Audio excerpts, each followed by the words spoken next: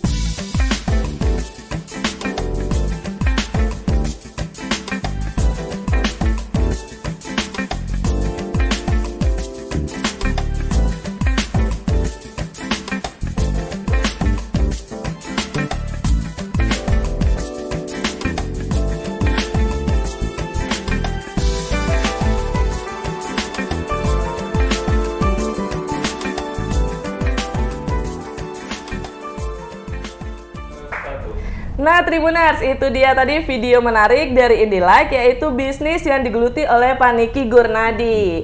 Kita langsung aja kali ya nanya-nanya sama Pak Niki sendiri. So, it's the time with Niki Gurnadi.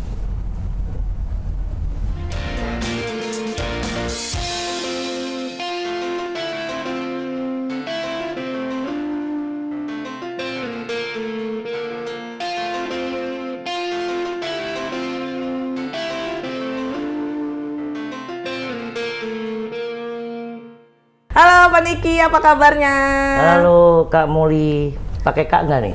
Boleh Pak, terserah nyamannya ya? Bapaknya Ya, aja. Oke, Kak Moli, selamat sore. Sehat? Sehat, Alhamdulillah. Oke, apa Sehat. lagi kegiatan apa nih akhir-akhir nih Pak Niki?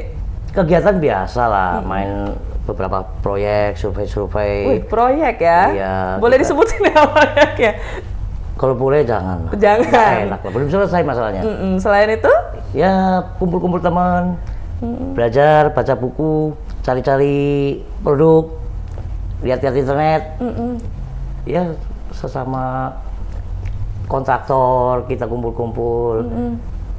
Jadi Pak, untuk menjadi seorang pebisnis ini memang cita-cita Bapak atau gimana? Kok bisa nih sampai menciptakan suatu bisnis Indilike apalagi bergerak di bidang pencahayaan? Sebenarnya, Kak Moli, Ada cerita nih pasti. kalau cita-cita itu sebenarnya saya rendah. Cita-citanya sebagai salesman. Salesman kan jual, sales. Bukan belum berbisnis. Ada ya gitu Tribuners ya, yang cita-cita jadi salesman di mana-mana tuh kan kayak pilot, dokter. Ini salesman ya Pak Niki ya? Ya, dulu gini, teman-teman saya kan abang-abangnya banyak yang jadi salesman. Kehidupannya terlihat kan enak. Oh, Punya terlihat duit, nyaman. punya duit. Kita kan masih SMA kan belum Ngerti ya. ngerti duit ya. Nah, kita Yang penting cita-cita- punya duit aja kayak merasa seneng aja gitu ya. Oke. udah. Jadi kita cita-cita jadi salesman. Nah, terlanjur kita. Setelah jadi salesman, kita mulai jualan. Ilmunya kan bertambah, levelnya naik. Jadi kita mulai bukan hanya sebagai penjual, mulai belajar marketing, mulai akhirnya berbisnis. Jadi berbisnis itu adalah akibat dari cita-cita saya Iya, salesman. salesman. Kalau saya cita-citanya mungkin jadi administrasi, waktu itu mungkin saya nggak jadi pebisnis ya. Tapi untungnya ya dari Bapak yang udah menjadi salesman itu kepengen ada peningkatan berarti ya. Aku harus menciptakan sendiri nih produknya, harus berhasil menjual, jangan hanya menjadi salesman aja ya. Gitu berarti Pak Niki kemarin ya. Iyalah, seperti itulah. Jalan aja kayak air. Oke, jadi sejak kapan nih Pak Niki udah mulai berbisnis di Indilight? Kalau Indilight berarti 2013. Itu saya mulai dirikan Indilight. Oke. Yang sebelum-sebelumnya kan tidak pernah seperti Indilight. Kalau Indilight ini perusahaannya bergerak kan banyak ke jasa ya. Konsultan Jasa. lighting. Oke, Jadi berarti kita- Indilight itu hanya lebih ke konsultan lightingnya ya? Ya, lighting designer. Jadi kita desain untuk pencahayaan. Kalau desain pencahayaan saya mulai dari tahun 2013.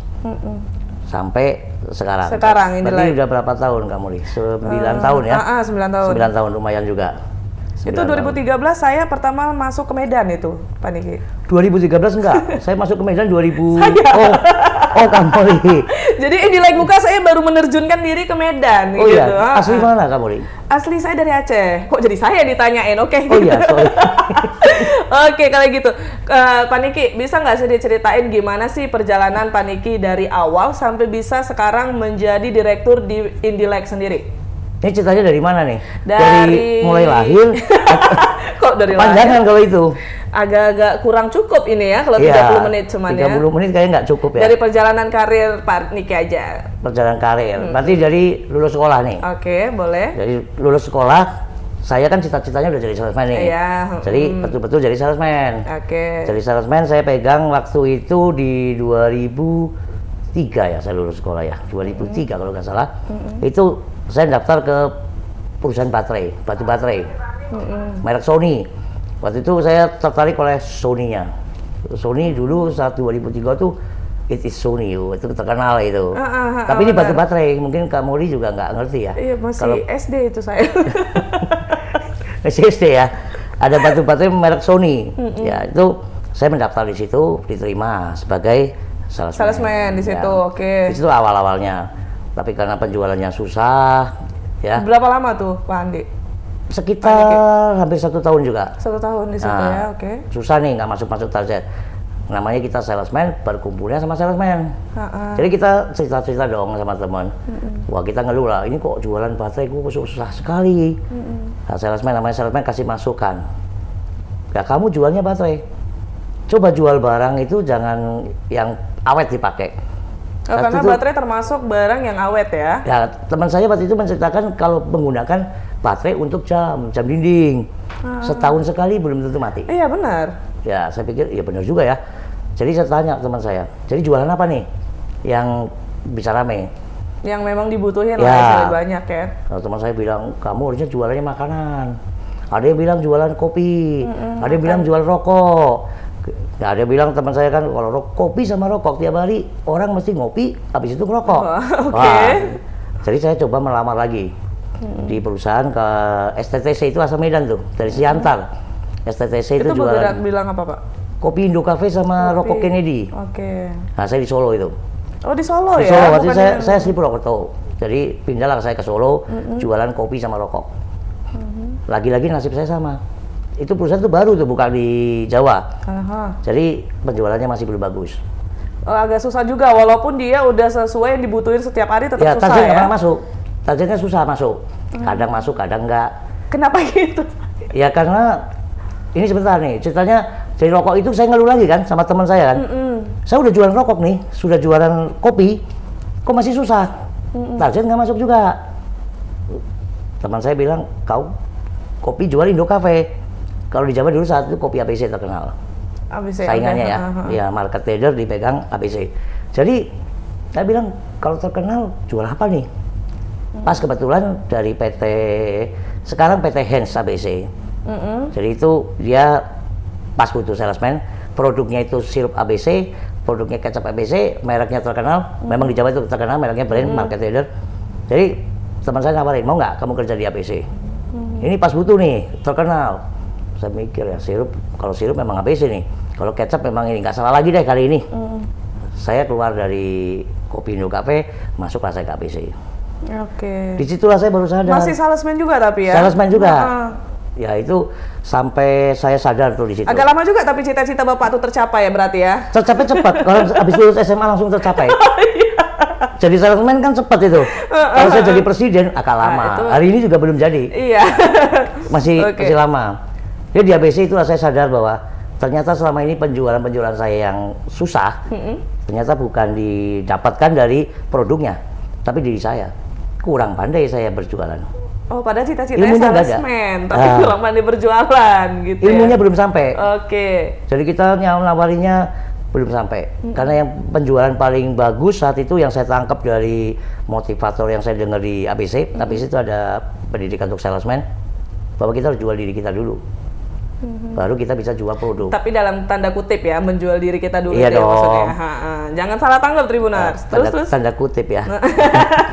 Lalu Pak Niki gimana? Nah di situ saya mulai sadar, saya mulai benahi diri, mulai belajar, saya mulai baca-baca buku tentang salesman, tentang bagaimana menjual. Sampai akhirnya saya itu di ABC boleh bilang sales yang cukup. Peringkatnya belum nomor 1, tapi nomor 2. Karena nomor 1 yang pegang supermarket, saya nggak pegang supermarket, saya pegang retail. Tapi omset saya adalah yang nomor 2. Jadi diandalkan waktu itu. Jadi ya namanya masih muda ya, agak senang-senang juga ya, agak gaya deh. Apalagi cita-citanya itu jadi makin bagus juga lagi kan dari cita-cita Pak Niki sebelumnya. Waktu itu bangga.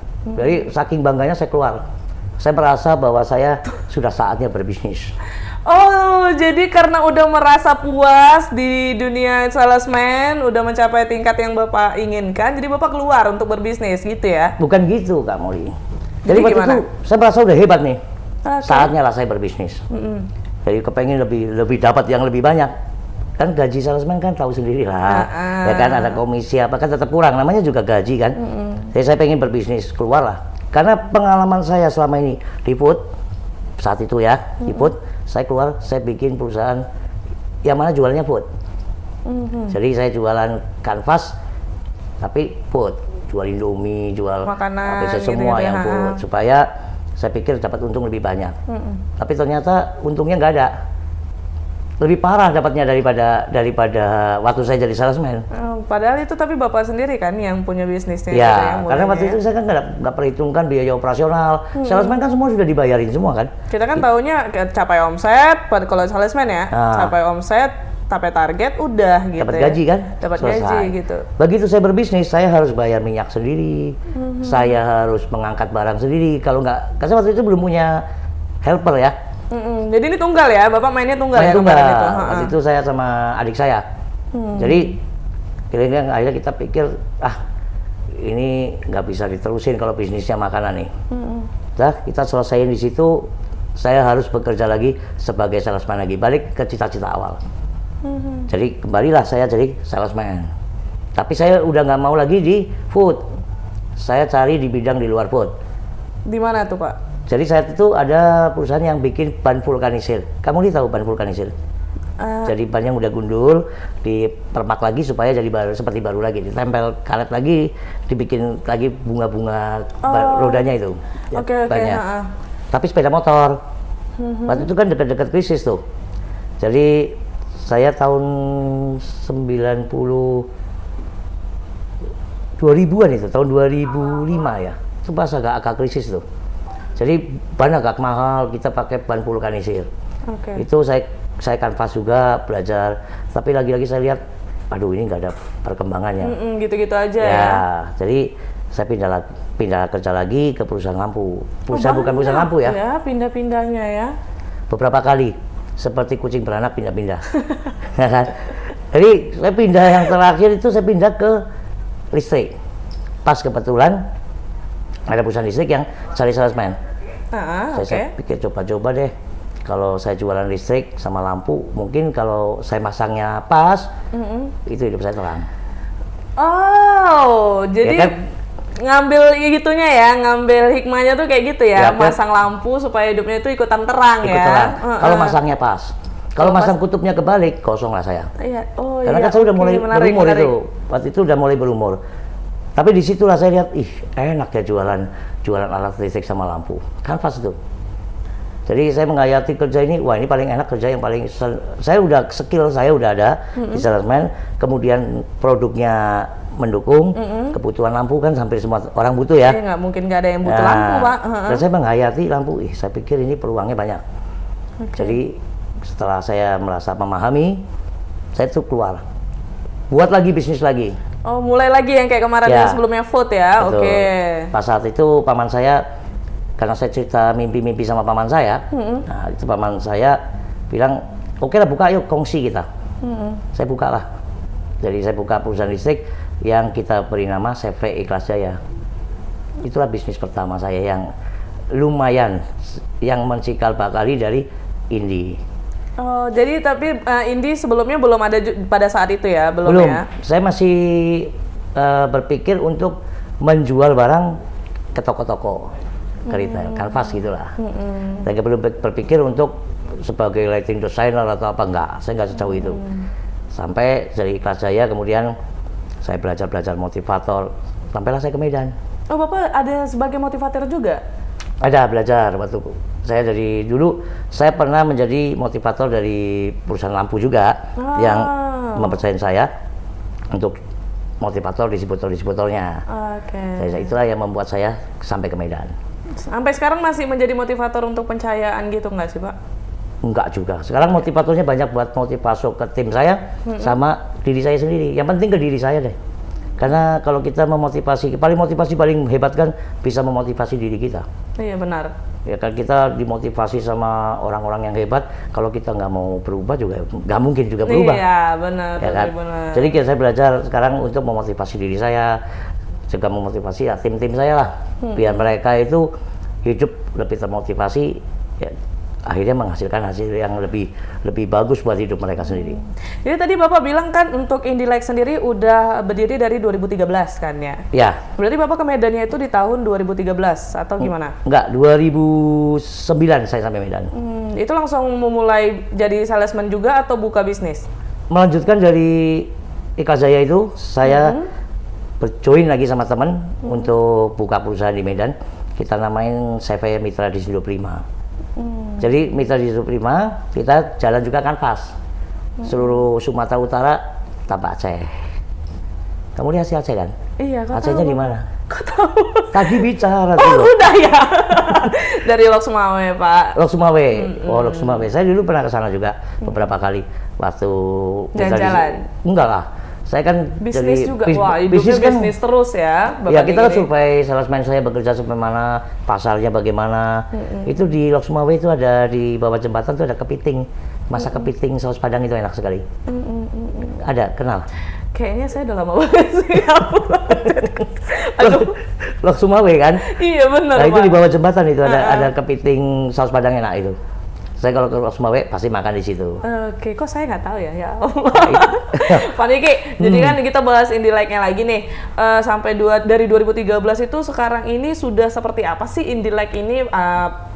Apa sih bergerak di bidang bagaimana? Apakah ada lampu yang diciptakan oleh Indilike sendiri atau apa aja jasa yang disediakan oleh Indilike? Apa aja tuh, Pak Niki? Kalau Indilike itu bisnis dari Indilike itu sebenarnya seperti konsultan dan lighting designer. Lebih nitik beratkan ke sana. Jadi kita membantu orang yang punya rumah menata cahayanya supaya rumahnya lebih bagus lah. Jadi kalau apartemen bisa saya buat seperti hotel, pencahayaannya ya, pencahayaan seperti hotel. Jadi kita menata pencahayaan di supermarket. Jadi kita bantu sebagai konsultan. Jadi Indilike sendiri kalau sampai sekarang brand kita mungkin lebih dikenal ya di Medan. Kita juga sampai ada di luar Medan pun kita ada kerja juga. Jadi dari Nggak cuma di Medan ya? nggak cuma di Medan. Sampai kita ke Bali kemarin. Di Pulau Bali kita juga ada satu supermarket Grand Lucky yang di Bali itu kita yang juga mendesain lampunya, sama menggunakan lampu dari kita juga. Kita kan rekomen juga untuk Udah, lampu-lampunya. sebenarnya nggak cuma di Medan aja terkenal berarti Indilek, ada sampai keluar juga ya? Ya, tapi dasar saja pertama-tama dari Medan. Dari Medan lah Indilek lahir. Pak Niki, ini aku jadi mau kepengen nanya nih, sebenarnya apa sih perbedaan? Misalnya aku pergi ke pusat perbelanjaan tuh, melihat baju kan, terus ketika aku beli, bawa pulang ke rumah, itu jadi beda tuh barangnya, bajunya. Itu sebenarnya kenapa sih Pak Niki? Beda, jadi warnanya beda ya. Kualitasnya pun jadi kelihatan kayak biasa aja gitu, waktu dipajang di sana tuh kayak mewah kali gitu. Itu ada rahasianya. Ada resep. rahasianya? Rahasianya itu karena sekarang toko-toko pakaian ya, yang tingkatnya nasional ini mesti kamu ini juga belanjanya mungkin di toko-toko yang nasional nih kita bicaranya. Saya seperti Uniqlo gitu ya. Mereka udah memperhatikan sekali itu cahaya. Jadi mereka nggak sembarangan untuk menggunakan lampu sebagai pencahayaannya. Jadi itu memang faktor karena cahaya aja tuh Pak Niki? Yes. Itu cahaya yang ada di Uniqlo. Itu cahayanya tuh sangat bagus sekali. Dia punya standar itu di CRE di atas 93. Oh. Jadi CRE berarti itu bisa dicek ya? Ya. Bisa tahu 93-nya tuh gimana gitu? Ada alat, ini ada alat ukurnya, kamu lihat. Oh, ini alat ukur untuk pencahayaannya. Nah, kita bisa lihat dari alat ini. Oh, ini nih Tribuners, kasih tunjuk dulu ya. Ini dia alat untuk mengukur cahayanya. Itu Ini yang genggam ya. Ada alat yang lebih yang besar khusus lagi ya. gitu. Besar kan kita nggak bisa bawa. Ya, jadi bawanya kantong ini setiap kali saya pergi ke proyek, ini alat ini selalu menemani saya. Oke. Jadi saya bisa mengukur, misalnya saya lihat ada tempat bagus, saya ukur ini cahayanya berapa bagus ya. Ini berapa bagusnya. Nah, ini misalnya seperti di sini, Kak. Ini kita ukur cahaya yang ada di sini. Nah, di sini ada RA. RA di sini ada 90,2. RA ini adalah CRA. Oh, itu dia. Nah, CRA itu warna cahaya mendekati warna yang lebih alami ya, seperti warna matahari. Acuannya itu warna matahari. Oh. Itu yang CRA paling tinggi ya, di 98-99. Tergantung cuaca ketutup awan nggak. Oke. Jadi CRA yang semakin tinggi itu yang membuat tampilan baju yang kita lihat itu jauh lebih bagus. Oke. Nah, sedangkan Molly mungkin di rumah menggunakan lampu yang biasa-biasa. Lampu biasa warna putih saplok gitu aja udah. Nah, CRE-nya mungkin di bawah 90, 70 atau. Oh, jadi kalau di atas 90 itu dia bagus. Bagus. Oh, berarti ini bagus dong 90 nih. Oh, di sini bagus. Di sini. Di sini bagus, Kak. Makanya Kakak warna Kenapa cantik ya? mukanya kan lebih Penipuan. bagus. Lebih bagus. Oke. Ini 90,9 di sini ya. Nah, kalau semakin tinggi, ini angkanya mendekati 100, itu semakin bagus. Nggak semakin kayak silau gitu, nggak gitu ya? Enggak, silo beda. Ah. Kalau silo itu biasanya lebih ke lumen dan CCT. CCT itu colornya, warna cahayanya. Kalau putih biasanya lebih silau. Kalau putih kebiruan, kalau kita lihat lampunya itu lebih silau. Tapi kalau di sini cahaya yang ada di sini di 4400. Jadi warnanya kan putihnya nggak ke putih sekali kan, putihnya kekuningan karena 4400. Wih, keren ya. Ternyata ada alat yang untuk mengecek pencahayaan di suatu ruangan. Ada dong. Jadinya baru tahu kan Tribuners kan, ternyata selama ini itu semua karena faktor cahaya. Berarti Pak Niki ini salah satu orang yang bisa membuat suatu produk tuh nampak menarik juga nih ya. Ya. Keren. Jadi kita makanya supermarket seperti Prasagi ya di Medan ini ya, dia juga menggunakan jasa saya juga untuk mengatur itu, lampunya juga CRF dia tempat dia sangat tinggi. Wih, keren, udah sampai ke Bali, di perusahaan gede yang ada di Medan juga udah Pak Niki handle, keren banget ya. Sosok Pak Niki ini bisa menjadi inspirasi banget nih buat kita semua. Selain itu Tribuners, ada yang menarik lagi nih, ternyata Pak Niki Gurnadi ini juga membuat konten YouTube loh. Bener ya Pak Niki? Tahu aja. Berarti udah dilihat kita dulu nih. Kita ulik-ulik dulu lah sebelum nanya kan. Gitu ya?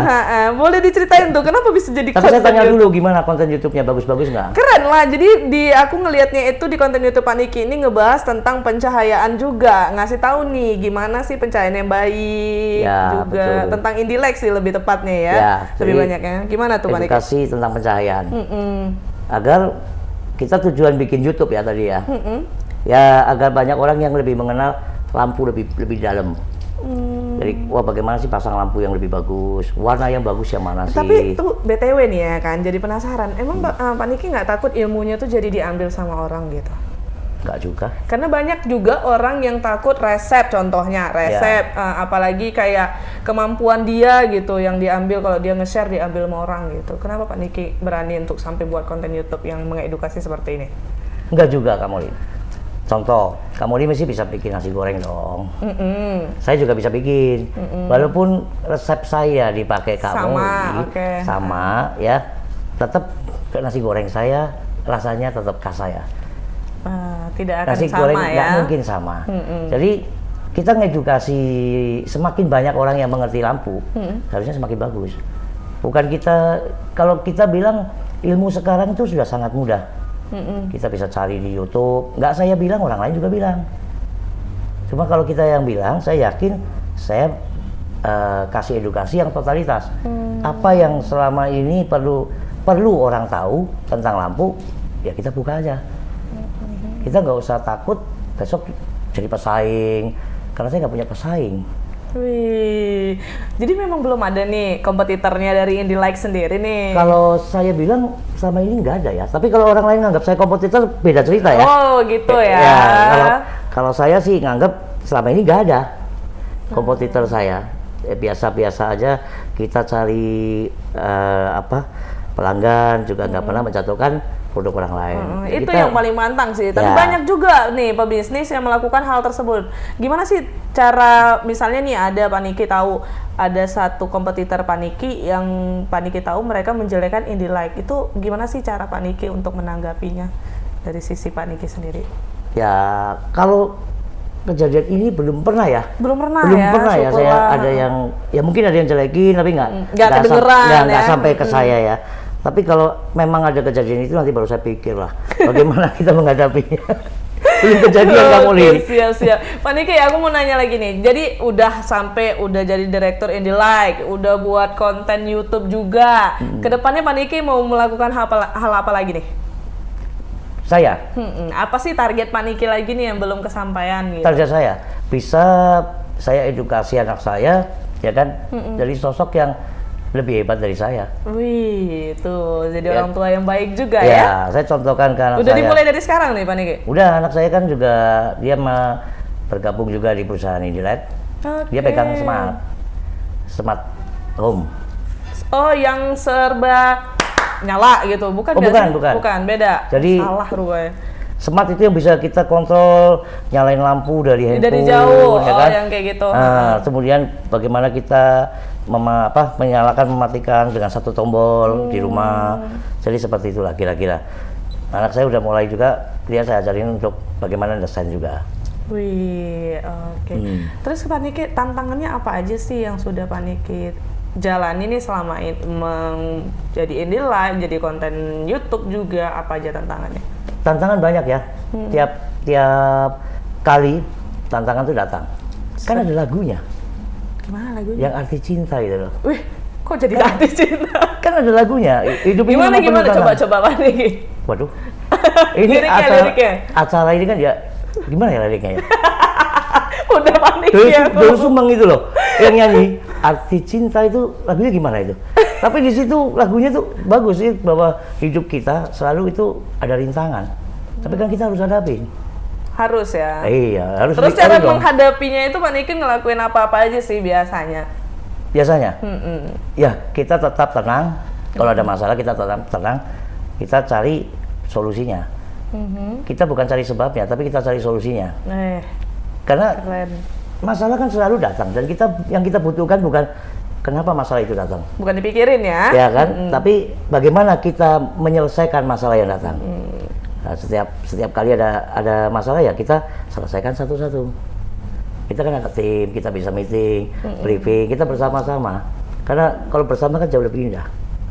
Oke, keren ya. Jadi seperti hari ini kan kalau kita ngomong sendirian gitu kan nggak asik kan. Nah, ini kan enak kan. Nah, kalau gini berdua kan minimal berdua sudah enak. Oke, siap.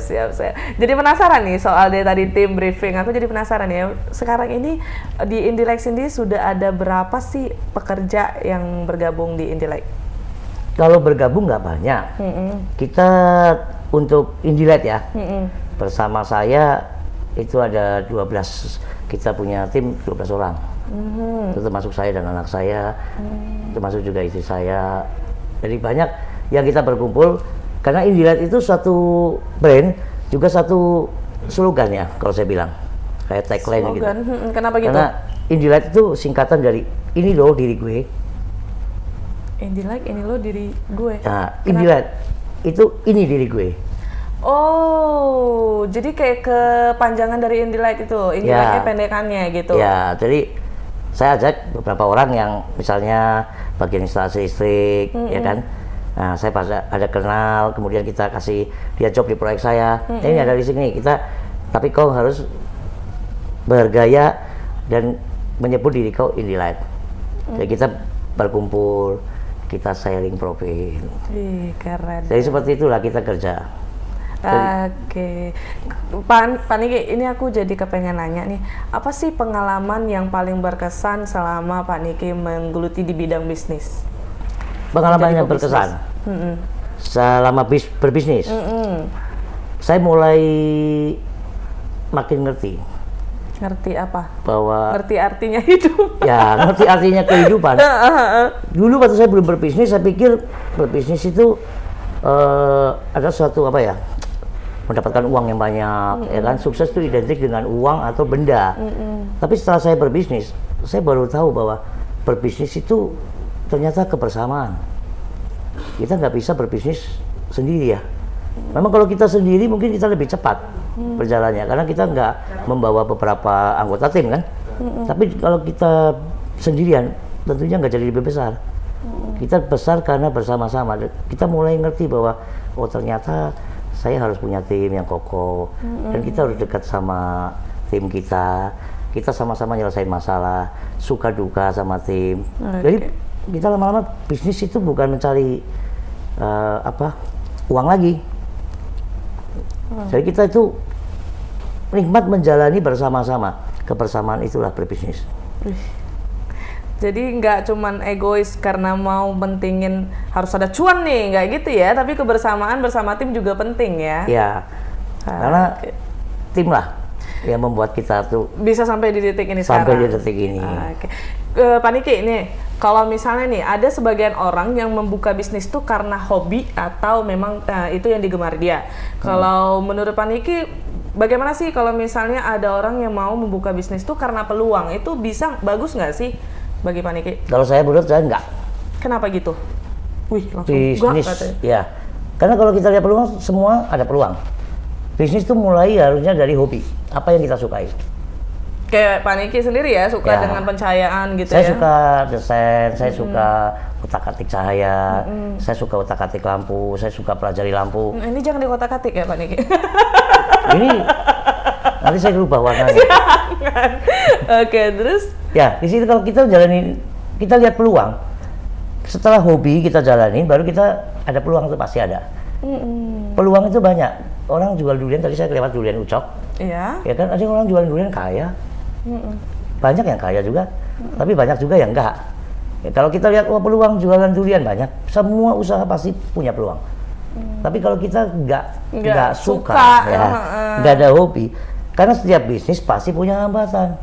Kalau kita sudah nggak hobi, udah kita ada hambatan sedikit, langsung nyerah gitu karena merasa bosan karena nggak disukai. Betul. Ya. Dan peluang itu ada kan karena kita ciptakan kan, bukan karena peluang itu kita lihat teman kita tiba-tiba muncul aja gitu ya. Wow, itu ada peluang ini begini kan, enggak. Karena kita lihat setelah kita jalanin baru kita melihat peluang. Seperti hobi yang paling asik seperti saya kan hobi yang menghasilkan uang. Bener nggak? Bener lah, keren tuh. Dan kita cari peluangnya kan setelah kita asik, baru kita cari peluangnya kan. Itu kayak kalau misalnya udah mendapatkan hobi yang menghasilkan uang itu kayak udah seneng aja gitu diri. Oh iyalah, itu kepuasan yang kadang-kadang yang tadi saya bicara itu, bahwa tadinya saya tujuannya ke uang, tapi sekarang saya enggak. Kita tujuannya makin banyak kita punya teman, dan bagaimana kita mengerjakan proyek yang semakin besar, yang semakin sulit, tantangannya semakin ada. Jadi semakin kita, wah ini desain, kalau desain lampu, kalau sudah saya pasang, biasanya kan, oh cuma gitu, kan gitu. Tapi kalau tempat kosong, kemudian kita bikin jadi indah karena lampu, karena cahaya, pencahayaan, nah itulah kepuasannya, nggak bisa dinilai dengan uang. Oke, tadi kan ada nih Pak Niki ngomong soal tantangan dalam berbisnis itu pasti ada kan. betul. Coba dong diceritain apa sih tantangan yang paling sulit selama Pak Niki menjalani bisnis ini? Pernah nyerah nggak sih untuk menjalaninya gitu, menghadapinya? Syukur saya belum pernah nyerah. Wih, Dan tantangan kalau yang paling sulit, itu juga susah saya jawab ya, karena kalau sulit kan saya belum bisa selesaikan masalah, itu baru saya anggap sulit ya. oke. Tapi selama ini tantangan yang ada selalu saya lewatin. Jadi belum sulit-sulit bener ya. Walaupun pasti rata-rata kita mikirnya itu ketika tantangan itu datang, ih kayak susah banget nih masalahnya, tantangannya Pasti. gitu. Tapi padahal ternyata kalau udah terlewati, udah gitu ya. Ya, kadang-kadang kita fokus pada masalah, bukan masalah sebenarnya, tapi samping-sampingnya. Dan setelah kita lewati baru kita, waduh kemarin kok mikirnya ke sana ya. Padahal sepele masalahnya. Tapi kadang-kadang kita nggak kepikir di situ misalnya. Wah itu kita pikir ternyata masalahnya sebenarnya ringan. Tapi kita pikirnya karena Karena nggak dipikirin. Kayak tadi gitu. Pak Niki ada bilang sebelumnya, jangan dipikirin tapi dilakukan, Ya. ditindaki gitu. Kita cari solusi kan, Cari banyak kita solusinya, karena setiap manusia pasti punya keahlian masing-masing. Ya kita belajar, walaupun itu tim saya ya kan, saya tetap belajar sama mereka. Mereka yang lebih muda-muda dari saya, jauh muda-mudanya. Saya sama anak saya juga belajar. Karena teknologi itu yang lebih ngerti biasanya. Itu Ada orang yang anak bergaul muda, kan, ya anak muda kan, milenial, karena pergaulannya di situ. Iya, benar. Nah, kita yang sudah bukan milenial, saya mungkin generasi apa ini ya? Generasi Z. Z ya mungkin ya. Itu saya belajar. Saya juga edukasi, bagaimana tanya sama anak saya. Oke. Semangat itu bagaimana. Dia yang lebih ngerti bisnis itu. Kalau saya kan bergelut lampu, ya saya mulai saran apa yang anak muda kasih sama saya. Saya nggak pernah sepelekan karena saya belajar terus. Oke. Jadi, Apa sih menurut Pak Niki sendiri kelebihan dari berbisnis sendiri? kelebihannya, kalau kita berbisnis, otomatis kita punya impian. Jauh kita gampang untuk mencapai. Kan nggak ada, kita kan jalani impian kita sendiri kalau berbisnis. Benar. Kalau kita kerja kan menjalankan impian orang lain. Kata orang bijak seperti itu. Berarti saya mengerjakan impian orang lain dong sekarang. Enggak sih. Saya ini impian saya Enggak juga gitu sih. banget lah ya. Enggak gitu-gitu Ya. banget. Jadi kalau saya sih sama tim ya, saya selalu ngajak untuk kita mimpi bersama. Jadi visi dan misi harus sama kan. Jadi kita harus bangun impian yang sama. Baru kita bisa menjadi satu tim yang kokoh.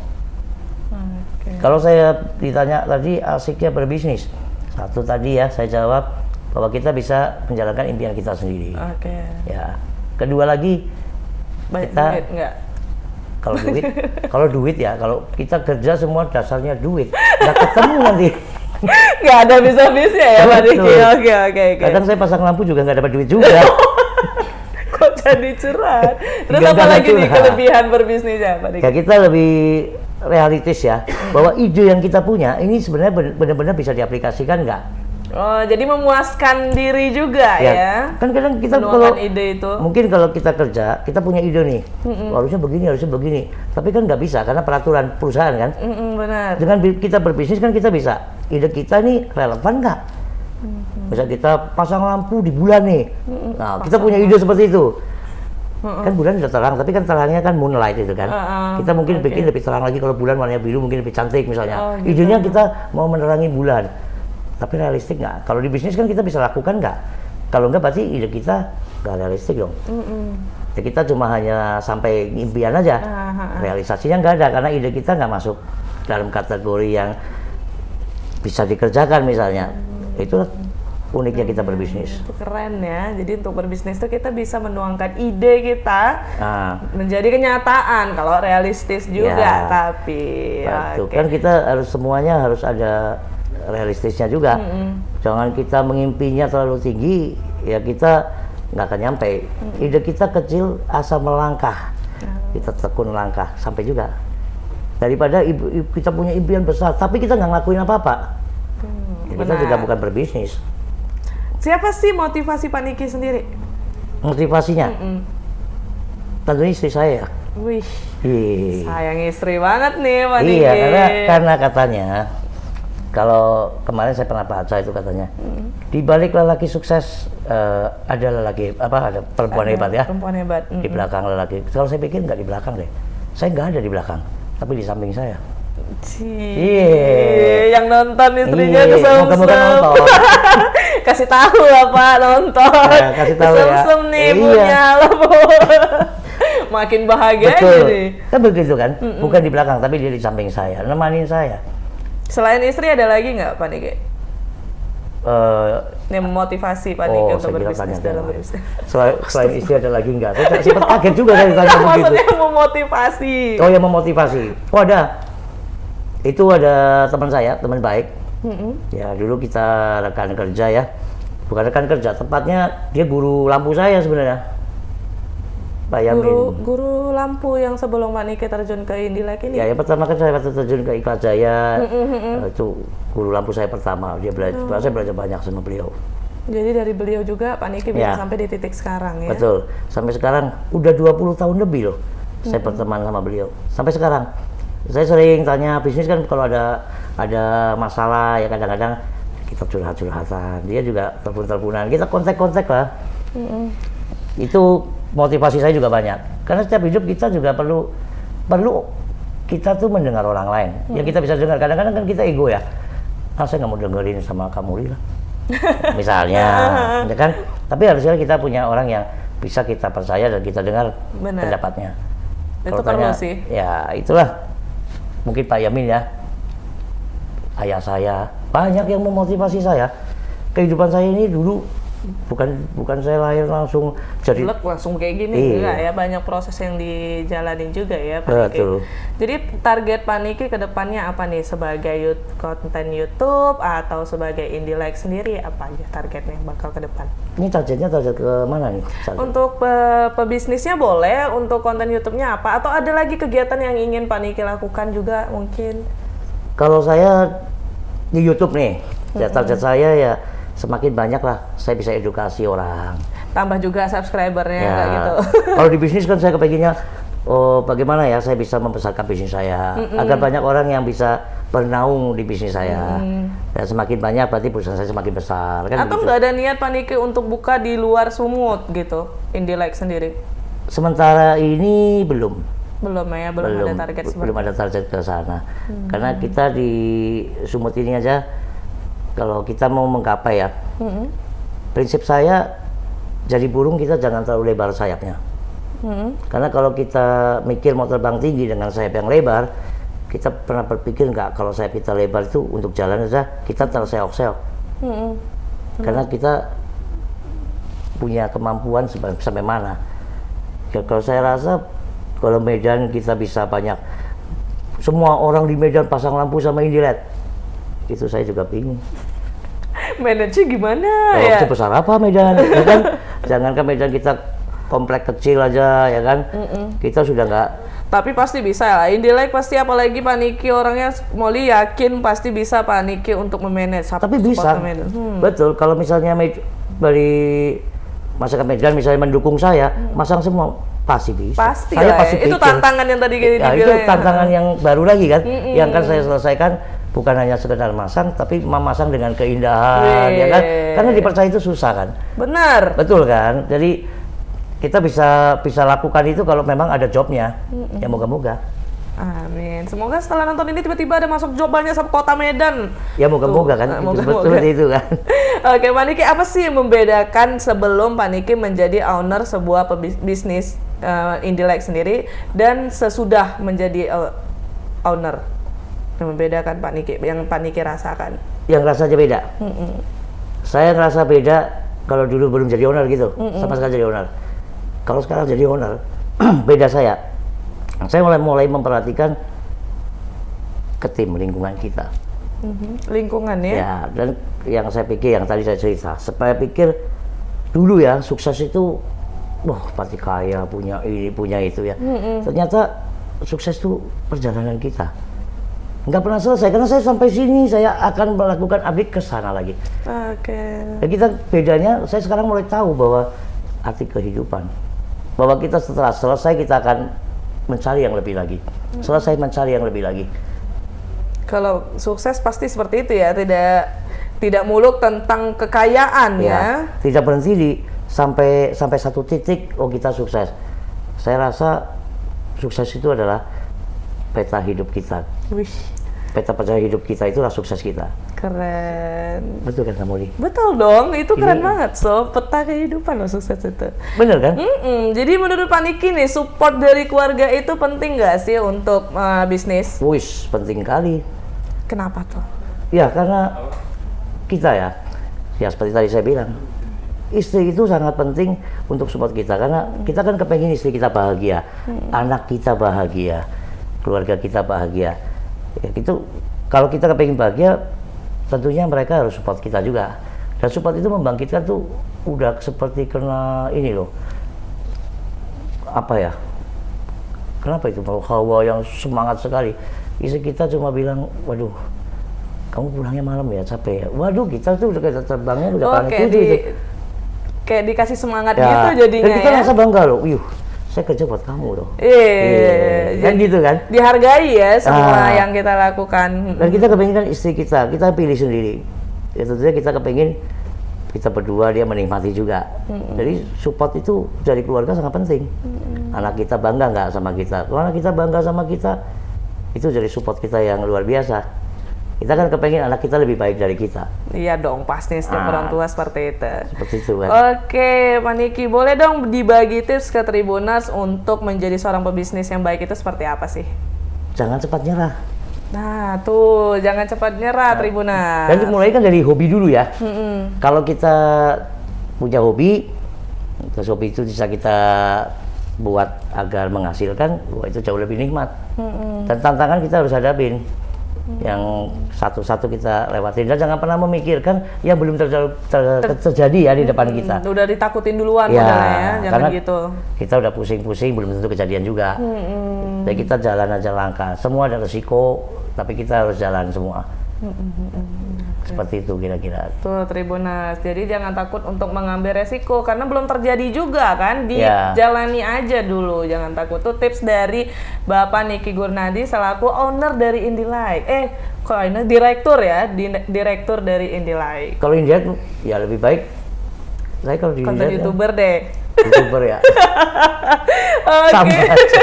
kalau gitu kita udah sampai di penghujung acara nih Pak Niki. Udah banyak banget ya kita tadi sharing perjalanan Pak Niki dari awal karirnya sampai di titik ini. Terus apa aja sih yang memotivasi dia sampai bisa ke titik ini sekarang, keren banget. Terima kasih Pak Niki Gurnadi udah mau Oke. berkunjung ke Tita. Terima kasih juga Kak Molly. Semoga Indilight-nya makin sukses, terus konten YouTube-nya juga makin banyak. Oh iya, bisa di-share mungkin konten YouTube-nya apa namanya biar di-subscribe sama Tribuners di Medan. Konten YouTube-nya Indilight. Jadi INDIE Light-lightnya cahaya. LIGHT, betul Ya, ya? jangan lupa subscribe. Jangan lupa subscribe tuh langsung dari Seperti ini sebelum ditutup, Iya, kesempatan harus diambil. Oke, kalau gitu Tribuners terima kasih udah menonton acara Tea Time episode kali ini. Bersama saya Molizatul Ufa dan Niki Gunari. pamit undur diri dan juga kru yang bertugas juga ikut pamit undur diri. Assalamualaikum warahmatullahi wabarakatuh.